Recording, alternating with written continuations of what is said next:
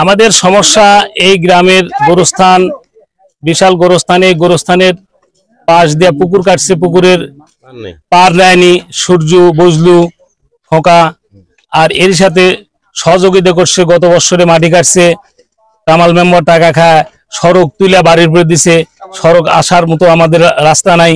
এই পুকুর রাস্তা কাটিয়া পুকুর করছে, আর পুকুরের পারও নাই, আমাদের রাস্তাও নাই। এখন আমরা চাচ্ছি পুকুরে এই গোরস্থানে ইট বালি সিমেন্ট নিয়ে আসবো, এই রাস্তাটা পর্যন্ত আমাদের নাই, আমরা কিভাবে নিয়ে আসবো? এই সংস্কার করার জন্য আপনাদের কাছে একটু আমরা বিনয় অনুরোধ করতেছি এই রাস্তার ব্যবস্থা করার জন্য। আমাদের ছোট মাছবেড়ে গ্রামের যে এই যে রাস্তা ছিল, আমার গোরস্থানের রাস্তা ওই সড়কের থেকে আসছে, এই রাস্তা সূর্য বজলু খোকা এরা রাস্তা মানে উপরে তুলে দিয়ে মানে কাটেছে, কামাল মেম্বারের নেতৃত্বে কাটেছে। তা আমরা সুদৃষ্টি করছি প্রশাসনের কাছে, আমার এই রাস্তাটা সুরাস্তার ব্যবস্থা করে দেন, আমার বাই করে দেয় পুনরায় রাস্তাটা যা জমিনদের ছিল বাই করে দেয় আমাকে, গ্রামবাসীর পালের দাবি। আমাদের কবরস্থানে যে সড়ক থেকে রাস্তাটা আসছে, এই রাস্তা মূল রাস্তা কেটে পুকুর বানাইছে আর বাড়ি বানাচ্ছে পার, আর কবরস্থানের পার দেয়নি, কবরস্থান ভাঙ্গা পুকুরের মধ্যে যাচ্ছে এবং হারুডি বাড়াচ্ছে।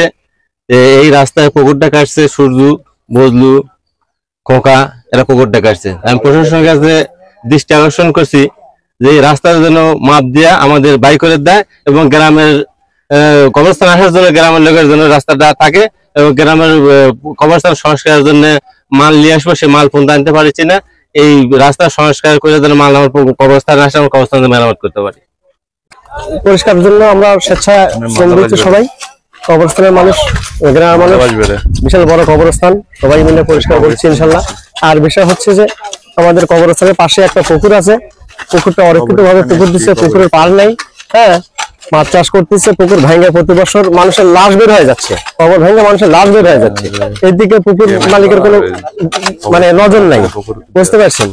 তো এই পরিপ্রেক্ষিতে আপনাদের স্বর্ণাপন্ন আমরা হয়েছি, আমরা গ্রামের মানুষ এর সুষ্ঠু বিচার চাই, সুষ্ঠু ফয়সালা চাচ্ছি আপনাদের মাধ্যম দিয়ে। আচ্ছা, আপনারা কতজন? আসসালামু আলাইকুম, আমি এই গ্রামেরই সন্তান, ছোট বাড়িয়া কবরস্থানের এই কবরস্থানের জায়গা একটা কুচক্রি মহল। এই গ্রামের সূর্য, তার নাম সূর্য, রেজা, বজলু, খোকা, তাদের নেতৃত্বে এই জায়গা কবরস্থানের লাশ বাড়ায় পড়তেছে।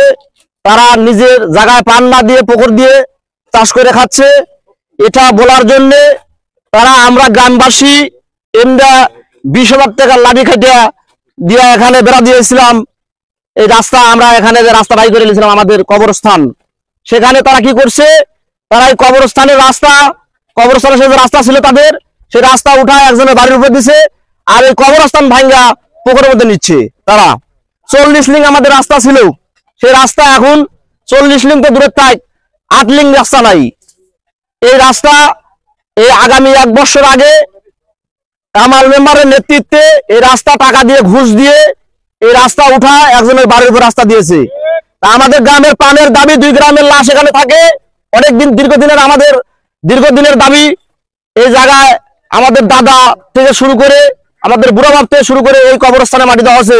এই কবরস্থান আমরা নতুন করে 1 সালের উপরে আবার মাটি কাটা লাশ ঝিকা দিছি, আবার নতুন করে উপরে ছাউনি শুরু করছি। সেখানে সেই লাশ আবার বাড়ায় চলে যাচ্ছে।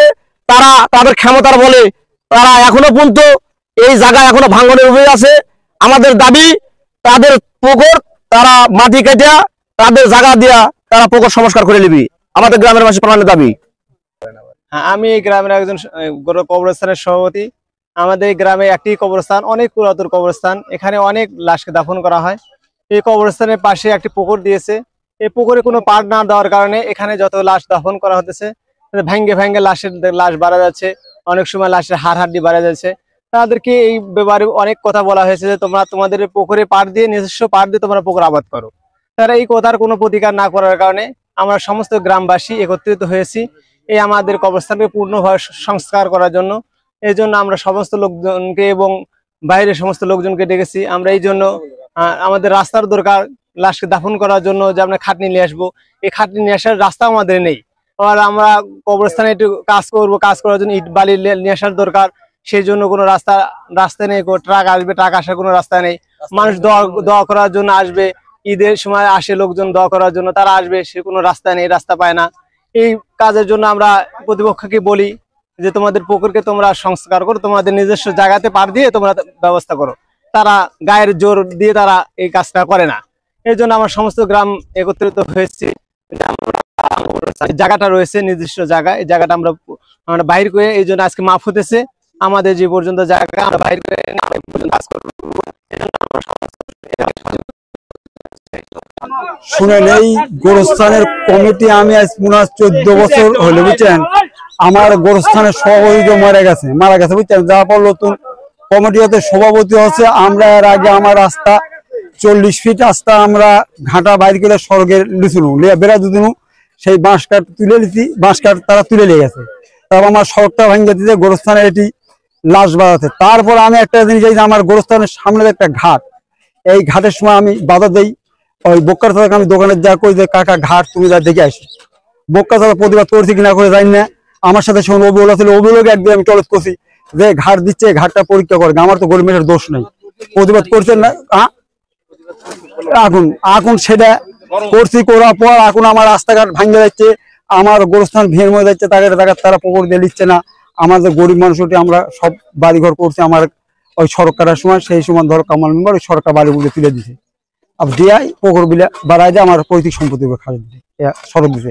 কিন্তু আমার এখন আস্থার দরকার, আমার গোরস্থানের পাহাড় দরকার। তা আগে জমির মধ্যে তারা পাহাড় দিলি, আর আমার গোরস্থানের মধ্যে গোরস্থান ছেড়ে দিই। হ্যাঁ, প্রশাসনের কাছে দৃষ্টি আকর্ষণ বলছি। আসসালামু আলাইকুম।